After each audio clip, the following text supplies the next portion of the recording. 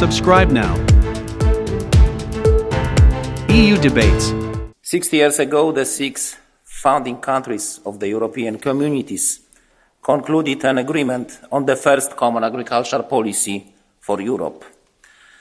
With the memories of a devastating war and famine still fresh in their minds, they introduced an agricultural policy with common rules to support farming and ensure food supply. The common agricultural policy has constantly evolved over the years to meet changing budgetary and economic circumstances and to match the evolving needs of citizens. However, the original aims of the policy, already established under the Treaty of Rome, have remained unchanged: increasing productivity, stabilising markets, providing fair living standards to farmers, assuring the availability of food, and ensuring that this food reaches consumers at reasonable prices. All of these treaty objectives serve one overriding purpose: Europe's food security.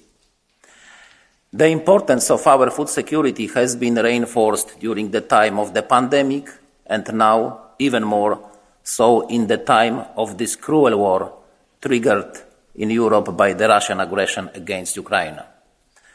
In particular, these times have shown us that food security is of strategic importance, equal to defense security and energy security.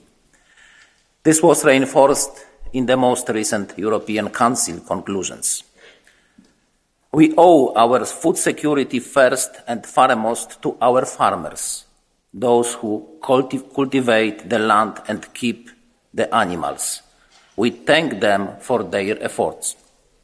We also thank workers along the entire food system, such as those in the processing and distribution systems. Today it's hard to imagine what European agriculture would be like without the common agricultural policy. I come from Poland, a part of the European Union which for years remained behind the Iron Curtain.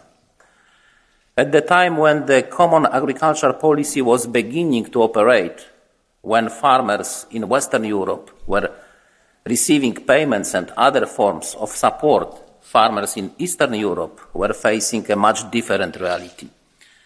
They were forced to work in kolkhozes or other collective and state-owned farms.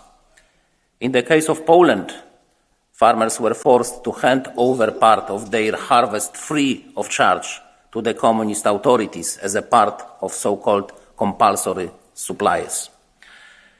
This historical experience is still causing visible differences today in the development of agriculture and rural areas in different parts of Europe. We should reduce these differences as quickly as possible.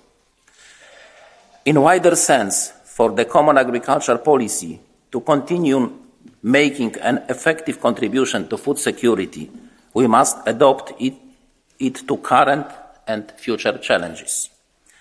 We must take care to produce the right food today, but also to preserve the potential of our land for tomorrow, for future generations of Europeans.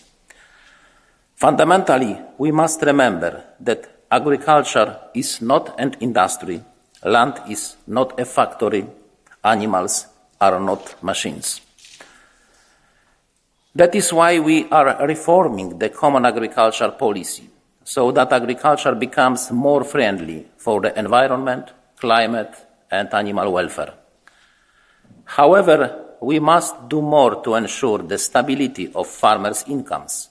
We must do more to support them in crisis situations, which unfortunately are starting to become more frequent. We must ensure that living conditions in rural areas are improved and close the gap between rural and urban conditions. This is the aim of our long-term vision for rural areas, adopted in 2021 and targeting significant changes by 2040. Honourable members, the history of the common agricultural policy fully demonstrates its relevance and success. And today's challenges fully demonstrate the need to continue and develop this policy for the next generations of Europeans. Thank you.